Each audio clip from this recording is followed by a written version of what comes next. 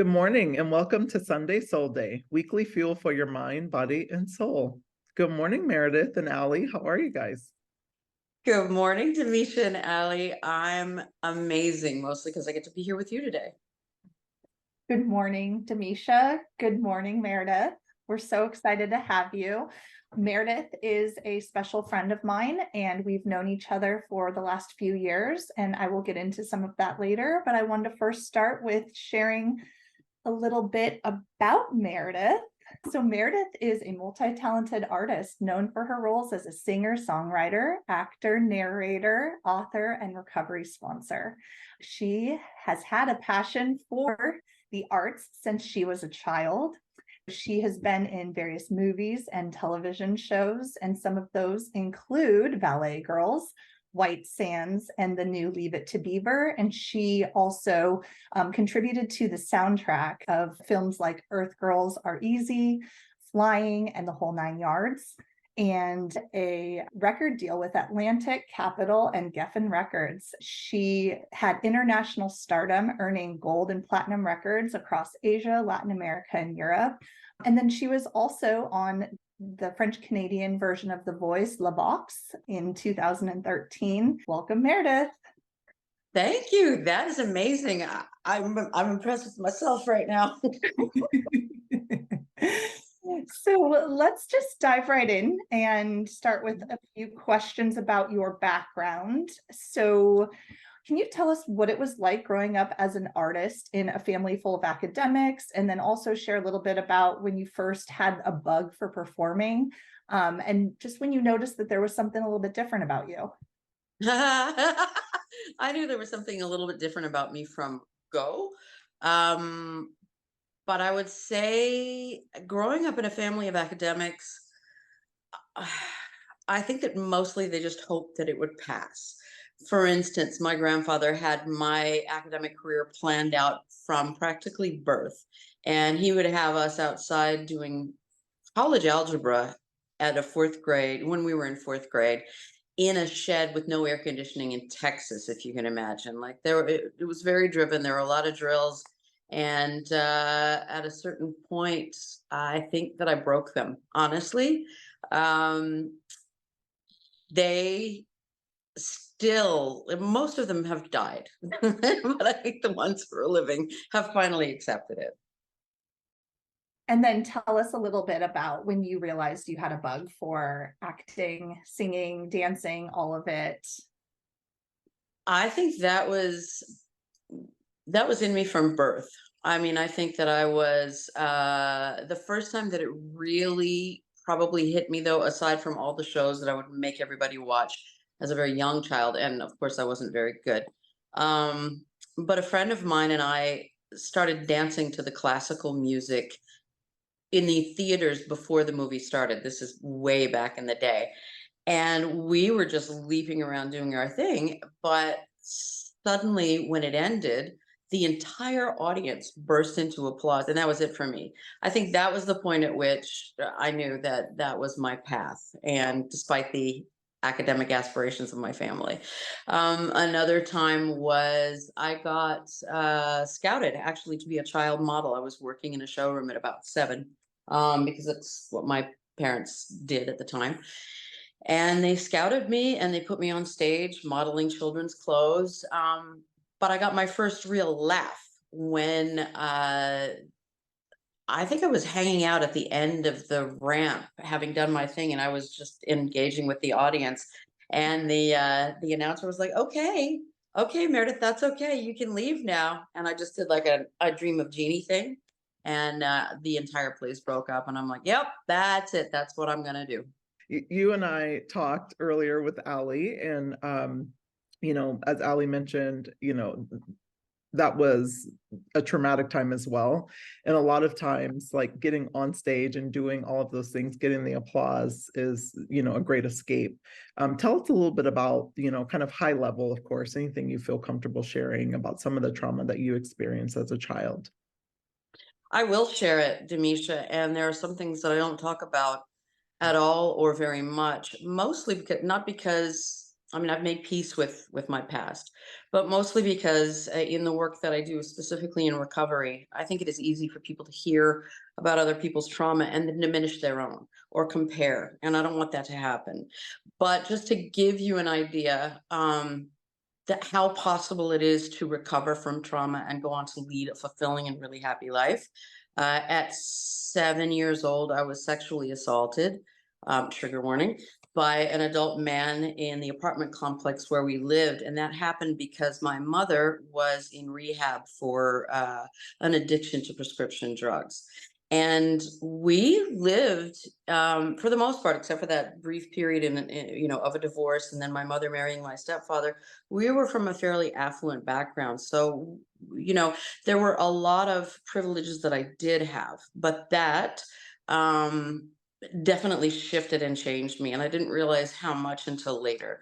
There were things that I think would generally be very traumatic that I later dismissed. And it wasn't, in fact, I was talking to Alli about an incident when I was about 12, when I had a facial dog bite and I had 130 stitches. And she was like, "Oh my God."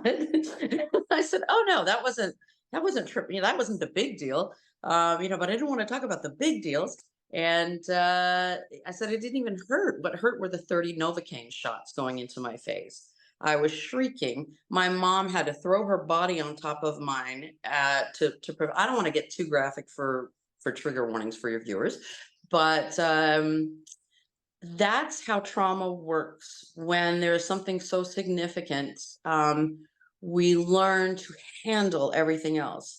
And I would say that I, like many of us, performed best in a situation of urgency or crisis. And I did not trust myself to handle life when I was not in crisis mode, if that makes sense. Also, yeah, the performing was definitely masking. It was tap dancing. It was a way to present myself as worthy, like it was almost my job to make people happy and to entertain them.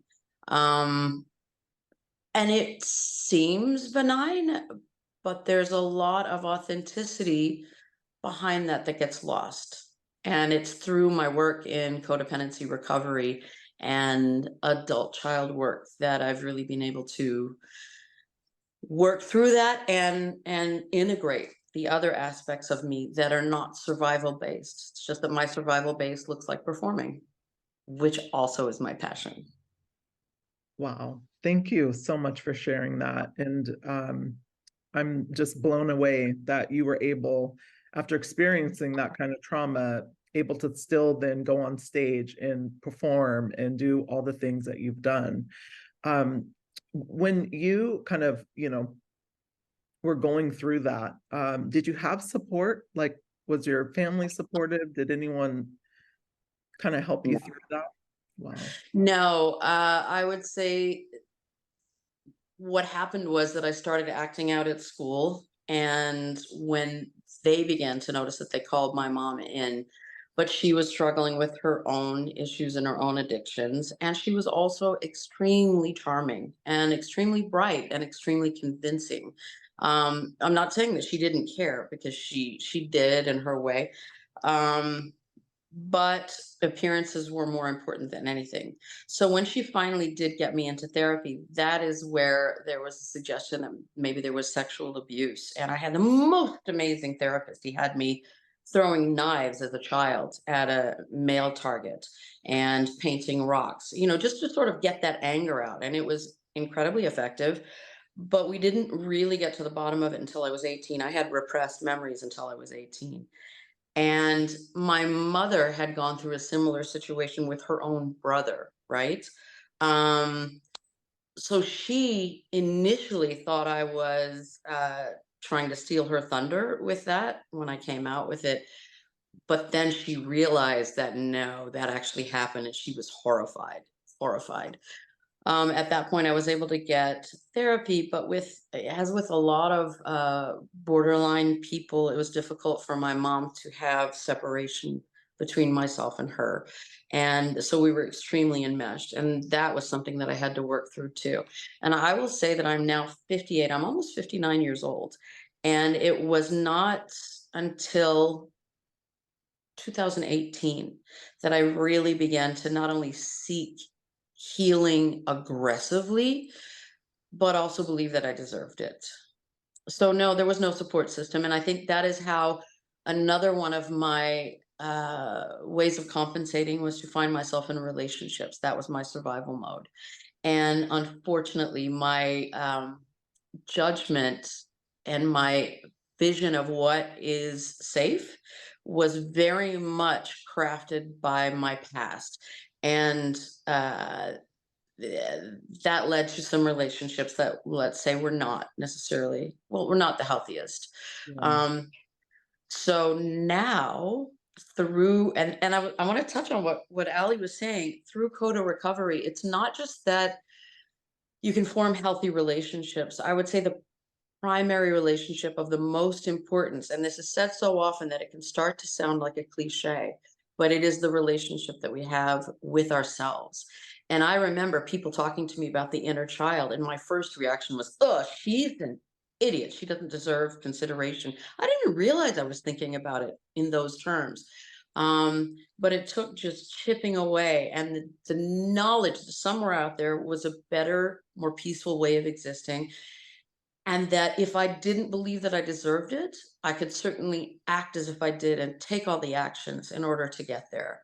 And that is what I did. And now I'm in a position to say that I actually love myself. I love myself, all my imperfections and everything else. And I believe that I deserve that. And consequently, I believe that everybody else does too.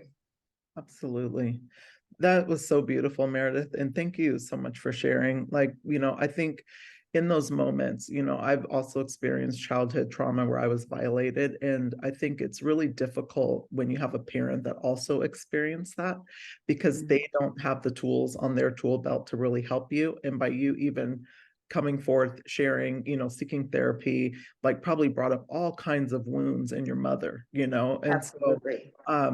so I can't imagine, having to deal with that, having to deal with her wounds as well as your own, and then still being able to be your fabulous self, and really share your gift with the world. So thank you. Meredith, you touched on borderline, and I just wanted to share with viewers that borderline personality disorder, there's a pervasive pattern of idolizing and devaluing an individual. So I can only imagine what you went through with the push and the pull and the enmeshment that probably formed a lot of the early codependency in you.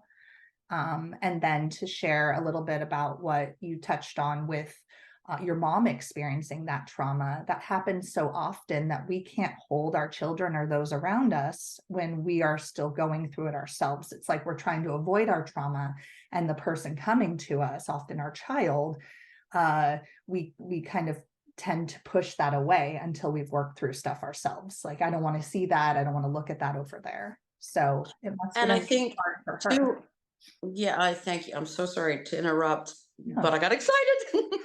That's the ADHD. And that's exactly it. And I have so much compassion for her, because her entire reason for being was being the mother that her mother was not. So Yeah. her entire reason for being was to create a safe place and a loving environment for me.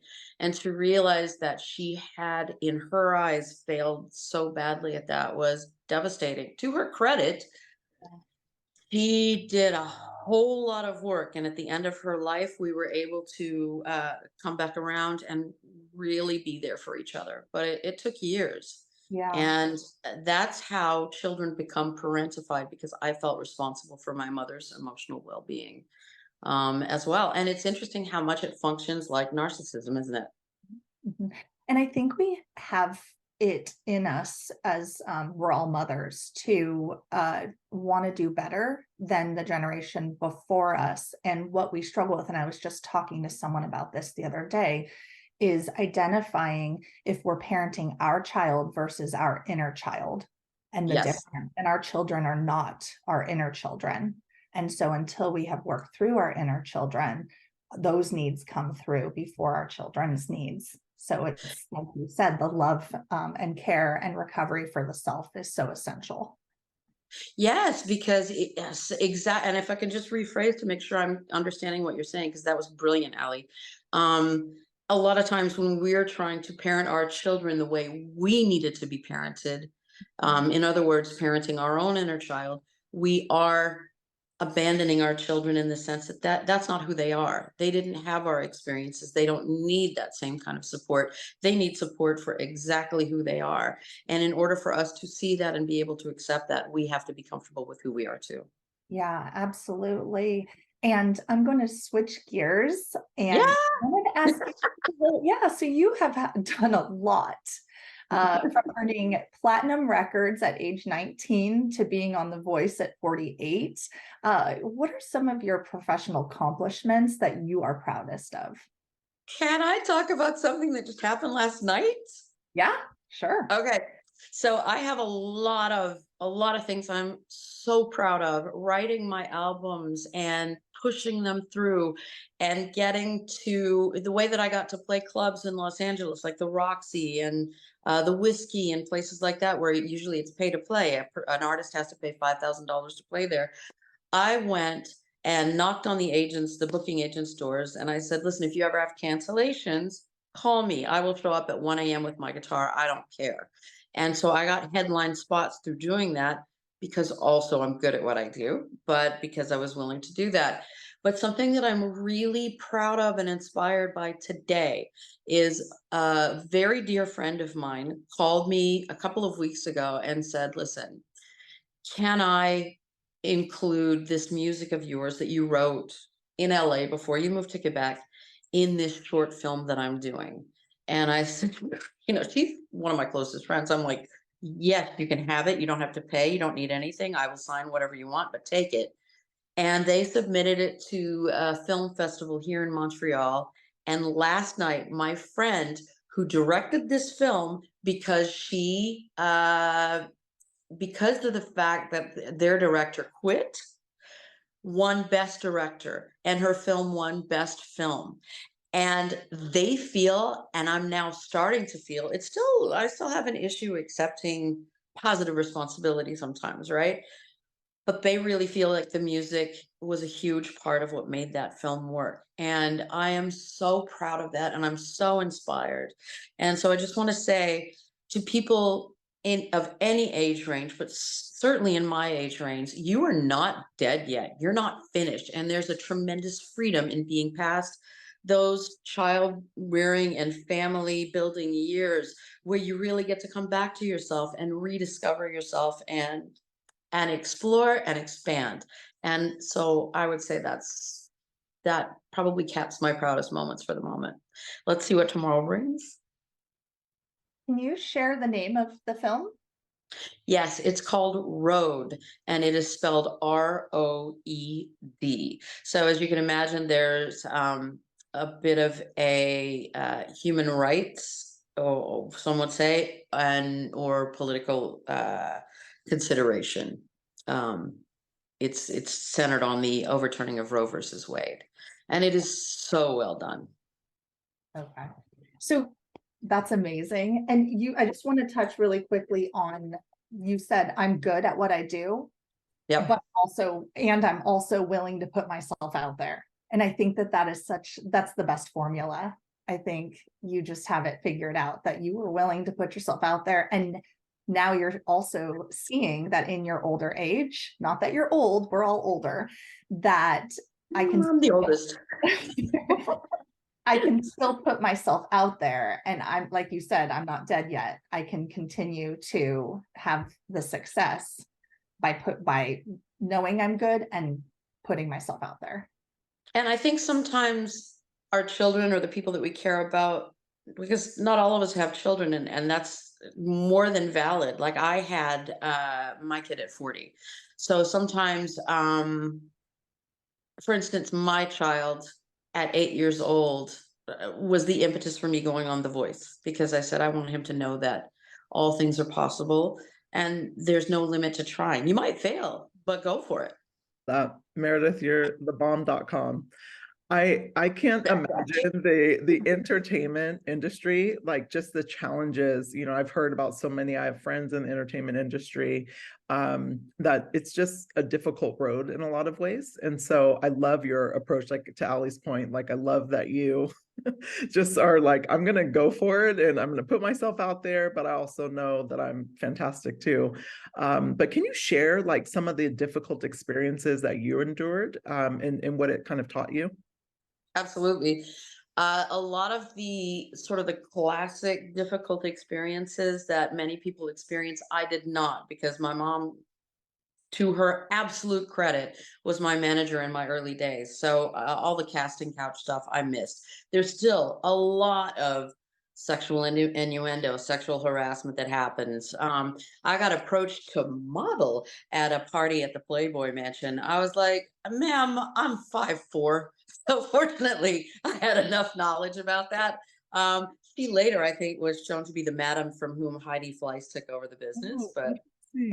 anyway, but the difficulty, the difficulties that I did experience were my first album. The single was called My Obsession, and it was very Laura Branigan, who was a strong artist at the time. She was Gloria, right? That artist.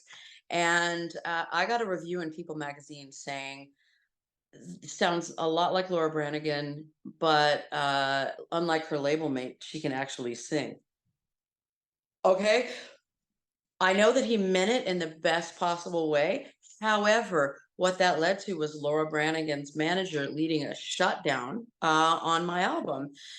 So then I had to regroup. I was signed to different labels. I was signed to Atlantic, Owea, Pony Canyon, and CBS in Latin America. And Pony Canyon, I said, okay, I'm going to consolidate with Pony Canyon and CBS. Well, CBS folded at that time. So I'm like, okay, I'm going to stay with Pony Canyon. But Pony Canyon had pushed my album, and I had a platinum record because of it, because they were trying to get the A&M catalog. So when they had Janet Jackson, I was still new, and my US album had been shut down.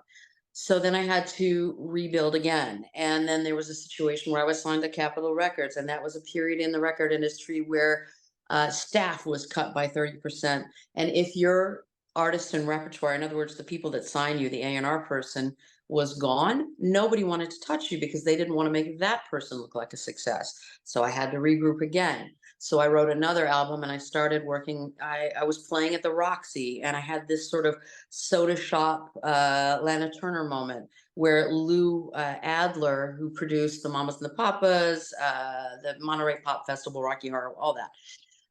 His son was a manager, is a manager, and he was called down by the sound guy saying, I think you'll be interested in this girl. So he came down and he signed me. He was impressed, so he introduced me to his father. We did an album. He was a hero of mine because Carole King's Natural Woman was an album that he produced. And that was the soundtrack of my youth, and she was a hero of mine. So we got signed to Geffen Records, but at that point, two things happened. One, Geffen was bought by Interscope, so Geffen became just a label title. It was no longer an actual working label. And two is that Interscope and Jimmy Iovine had just signed Eminem.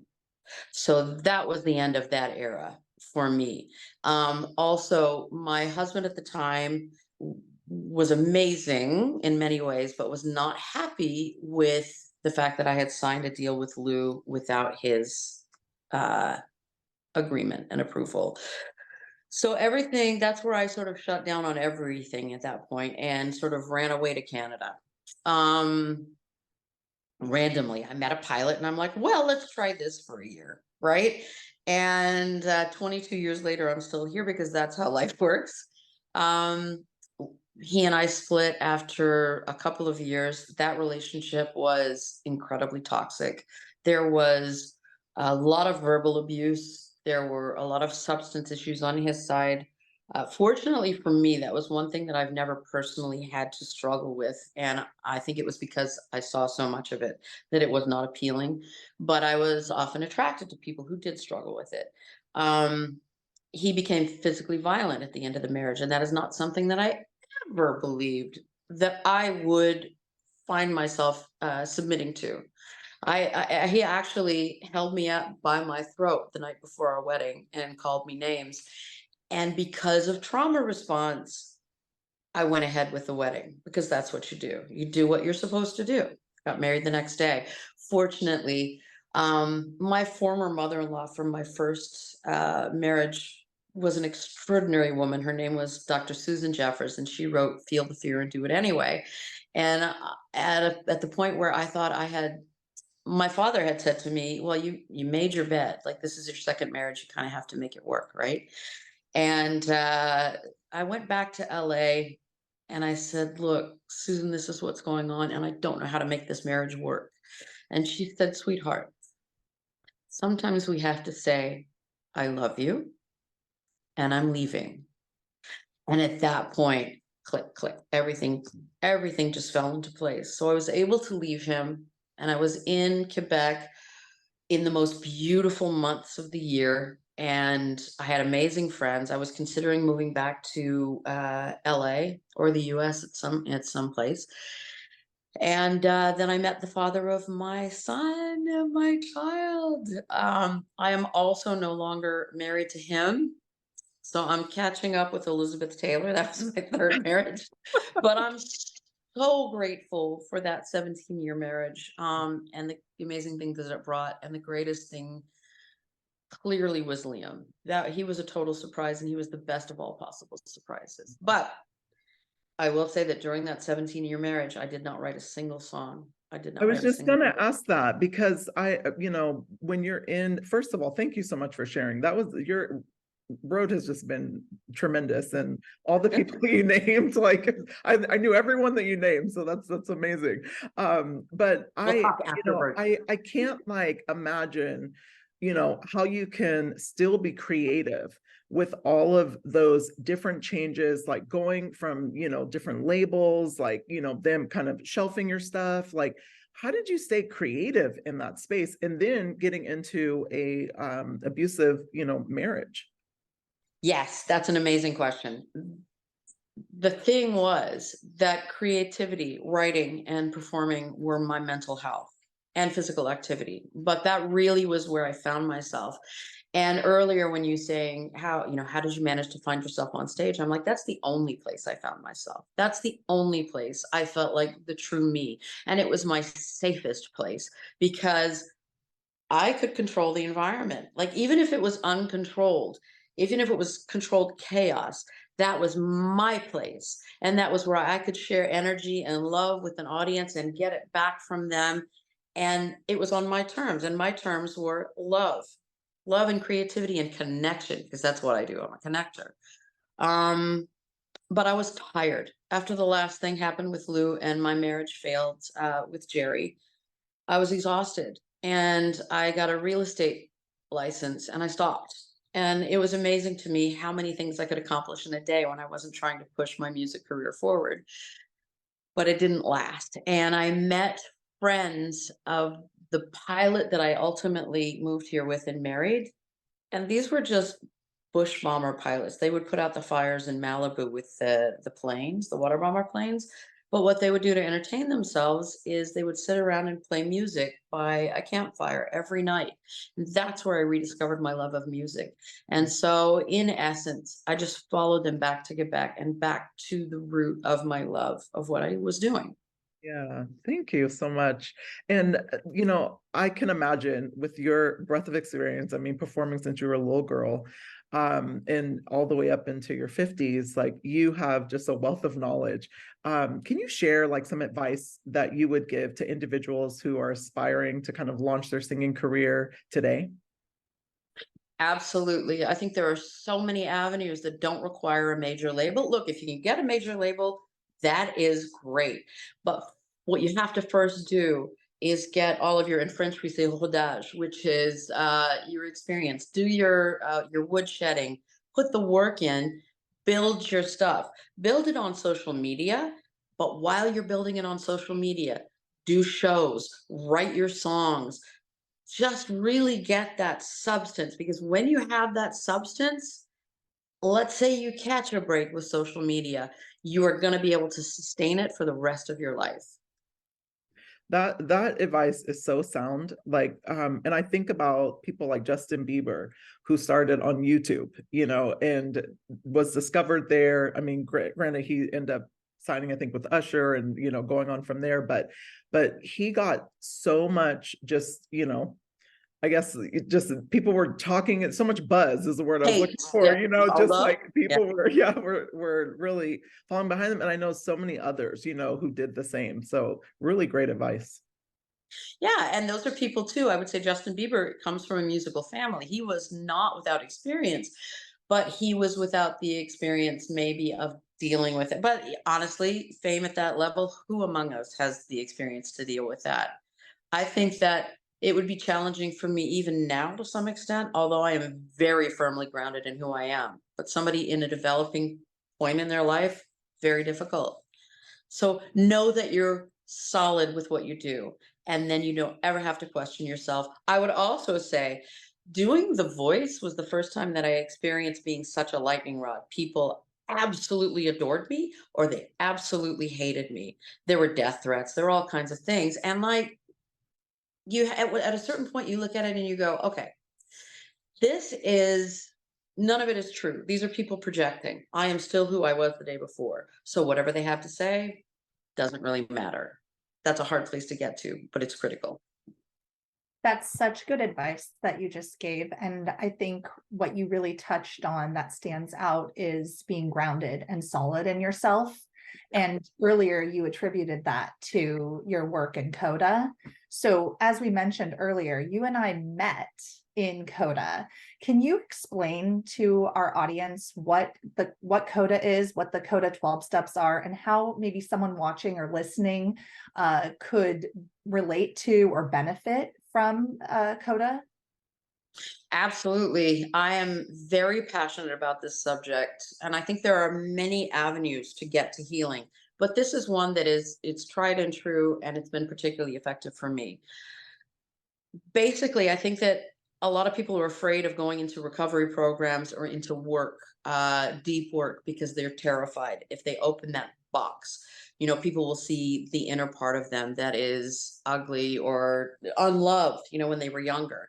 And I have a tattoo that I'm going to send you a picture of that absolutely represents that healing of letting all those dark things into the sunshine so that they become integrated.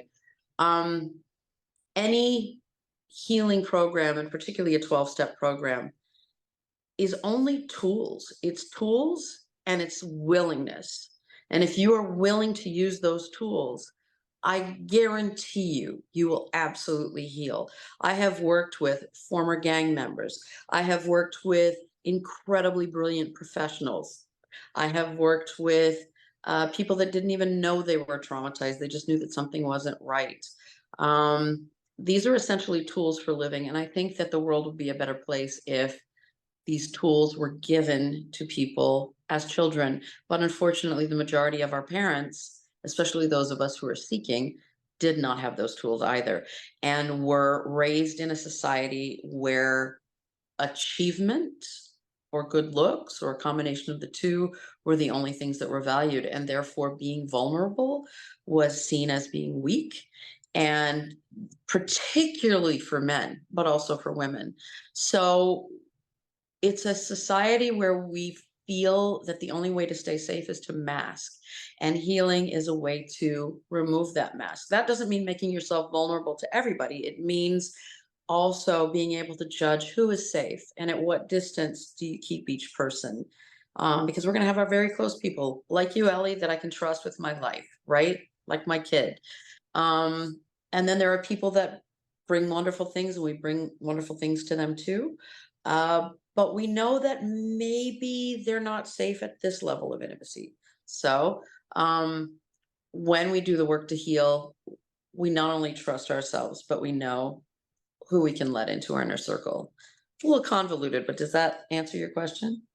Yeah, it does. And just to let our audience know, I had been in Coda for many years after being in a dysfunctional relationship with a former partner. And after I had gone through what I've shared with our audience, a breakdown, I found you actually through a Zoom meeting. And it is a wonderful program. I still pop in and carry the message to those who are still suffering. That's the 12th step. And in meeting you and working with you, I'm going to share with our audience, you are my sponsor. And I am able to, because of the safety you've provided and the work that you've done on yourself, I am able to come to you on such a deeper level than I have. I love all my previous sponsors and mentors in Coda, but I was able to get so deep with you and so raw and so real within myself. And so I just want to thank you for that. And I also, I think because we have so much in common with, we both have ADHD that we kind of learned early on, and how scattered we can get. It's like we go from being brilliant to bird-brained in a matter of moments. And no, Demisha, you've seen it. And thank you, Demisha, so much for putting up with me sometimes with my morning fog or my moments of going on tangents. And, and you can relate, Meredith, where sometimes we just are completely on and other times we're completely off, and we need more self-care and grounding and alone time to regroup maybe than the next person. But I want to hear a little bit about how ADHD has manifested in your life, and ways that you help, that you're able to cope, maybe some challenges and maybe even some benefits you've had to having ADHD. If you could share a little bit about that. So I was a late diagnosed ADHDer. And I had 3 people in my life come to me within a period of a month. So the woman that got the best director and best film award last night, Dawn, used to call me Dory, which absolutely drove me crazy. Dory from Finding Nemo, because I was like, dude, and I thought if I just worked a little harder, if I just organized myself more, I could be normal, And then a therapist suggested it to me. And then my father was like, as he looked glazed from trying to follow my thought process. He was like, have you ever considered that maybe? So I did go to get tested, like a battery of tests over a period of days and several hours. And yes, absolutely. But he didn't even need to do the test. He told me, because I told him I had like 8 car wrecks in 1 year when I first started driving. And he said, if you've had more than 3, you're ADHD. So tip for those of you out there listening, that diagnosis, in fact, brought me a lot of peace, because it allowed me to say, okay, if I continue to struggle to be sort of average or competent at my weaknesses, I will never be able to focus on the areas where I excel. And it gave me permission to do that. I don't know that I had attributed positive things about myself to ADHD, but now I absolutely would. Thinking outside the box, my ability to connect, like that deep compassion, I think is absolutely an ADHD thing. Being as perceptive, and inclusive, just generally with love and with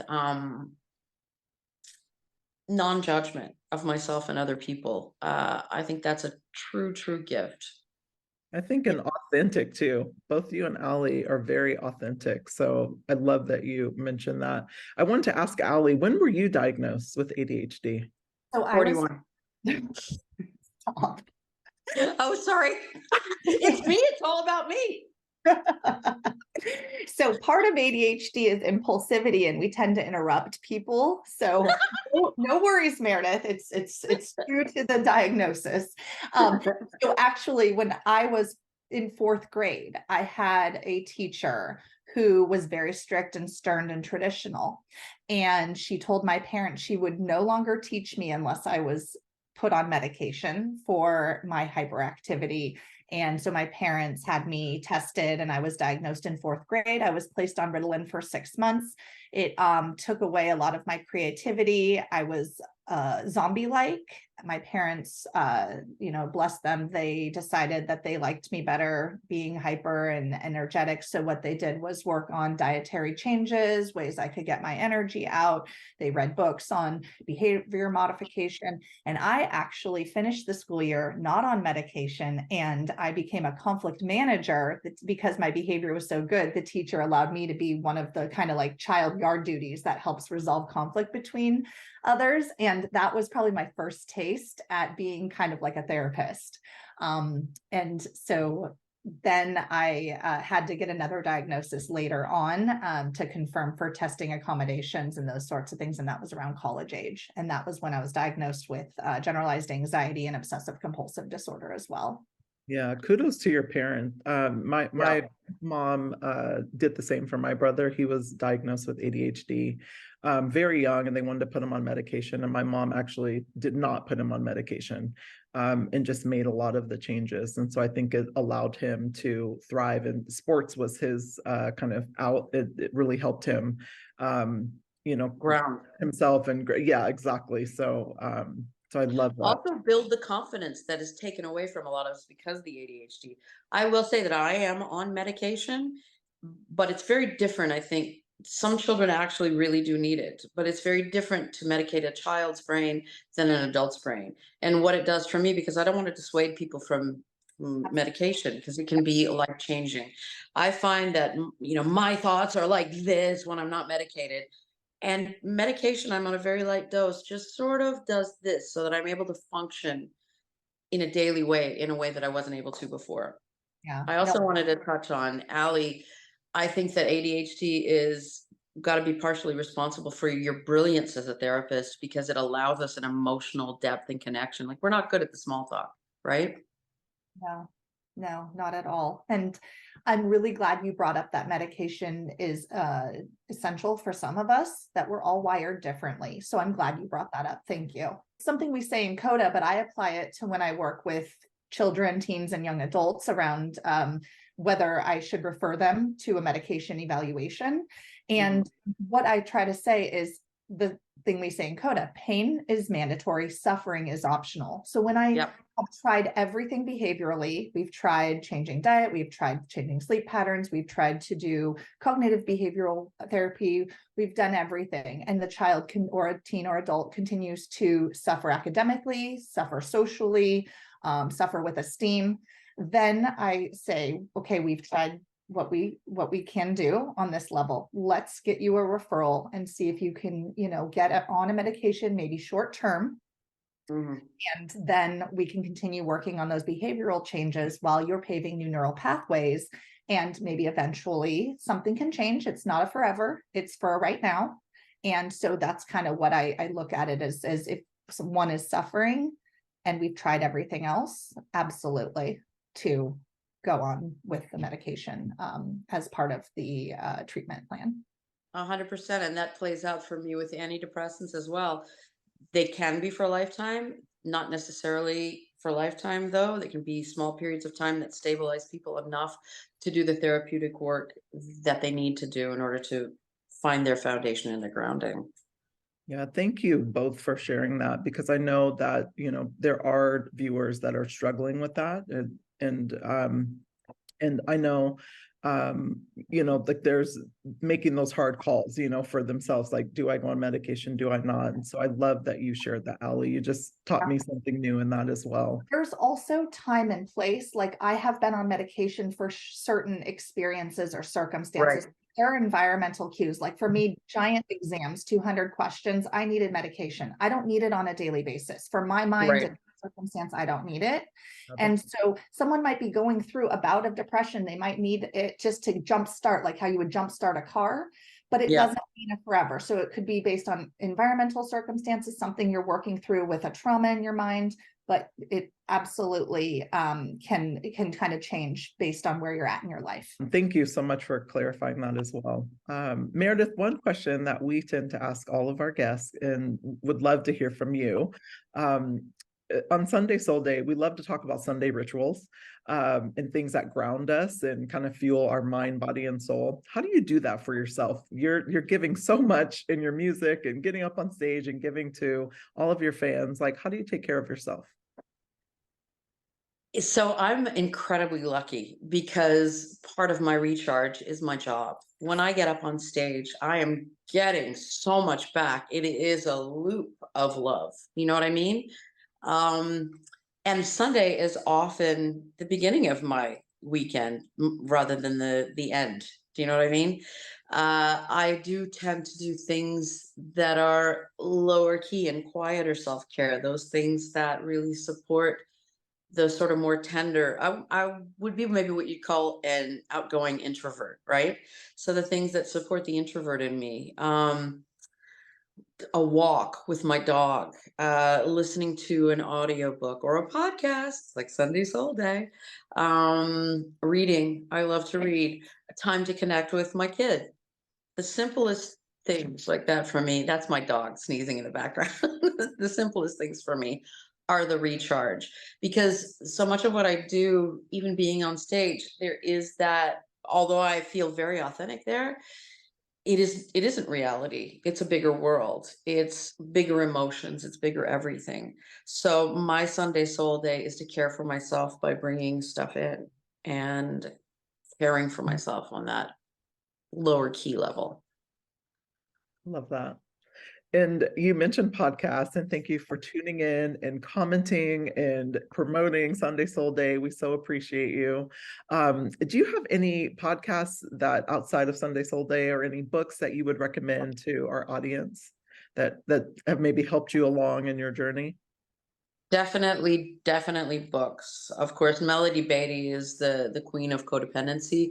I would also say, and Beyond Codependency was the first one of hers that I read. There's a previous one, but that's the one I'm going to leave here. Also, No Bad Parts, which was by the guy who created Internal Family Systems. So good. And I think that it's a way to not only integrate, but uh, find those parts of ourselves that maybe are having us act in ways that aren't helpful to us or society in general. But it's always a double-edged sword. So one side is the negative, perceived negative, and the other side can be absolutely brilliant. So the way to not just try to cut parts of ourselves away, but rather to integrate and nurture them. Um, the Untethered Soul is another one that I love. Isn't that great? Because it gives us that ability. Yeah, and we step back from thinking that we are our thoughts and our emotions, because we're not. That our thoughts and our emotions are often just the white noise that keeps us distracted from the very real pain that's within us. Oh my gosh, I love those books. Alli told me all about No Bad Parts. It's still on my list to read, but it reminds me of Radical Acceptance, which is Yes. another book that I'm like obsessed with, and I've now recommended to so many people. So I should be getting some type of credit for these recommendations. I know. Where's your percent? Those are such great books. Meredith, also Pia Melody, she writes some really good books on codependent recovery as well. Oh, And she runs I believe, the Meadows in Arizona.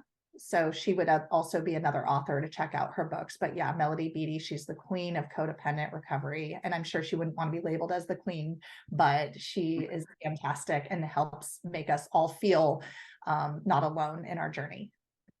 Pia's YouTube videos were a lifesaver for me too, at a very dark place. Thank you for reminding me about her.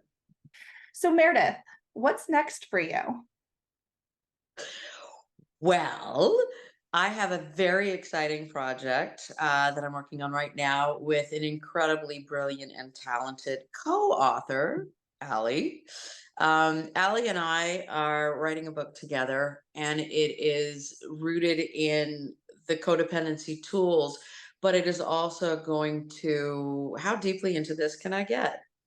Yeah, go ahead. I think a major issue for a lot of people with recovery is that they think that they're going to walk in and be assaulted with God. And a lot of people are dealing with religious abuse. A lot of people are atheists or agnostics. They don't know what they believe, and they're afraid that they're walking into a cult that's going to force them into a belief system that is not comfortable or may feel unsafe to them.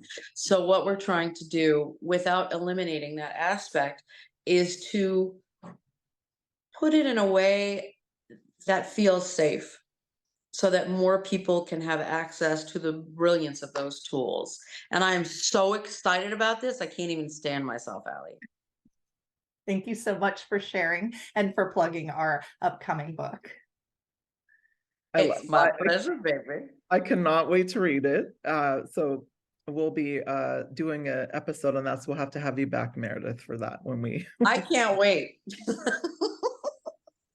Well, tell me, where can people find you? Like if they want to go to some of your shows and see you perform, where can people find you? I know you're on Instagram, but do you have a website or anything that you can share? I do, and my amazing my oldest childhood friend, Christina Morris, will be rebuilding my website in time for this podcast to air, and that will be meredithmarshall.com. I'm also on Facebook, and on Instagram, I'm at Meredith Marshall Me. But I like to have the website because not everybody is able or willing to be on social media. Absolutely. Well, I can't wait to see your website from your dear friend. You have been just a phenomenal guest today. Thank you so much for blessing Sunday Soul Day. So grateful to have you on, and just all of your wisdom and vulnerability is so beautiful. So thank you again for coming on today. I cannot thank y'all enough. Like I feel not to like I'm not competing for blessing, but I really feel so blessed and inspired by you guys all the time. And just to be able to connect with you today, that's my Sunday Soul Day, baby. Want to sing us off? I would, and I want to do it with papaya. Hey, papaya. Thank you for having me on Sunday Soul Day. Woo! I love it. And before we hop off, please comment below any takeaways that you got from this beautiful interview today. Thank you, everyone. Have a beautiful Sunday.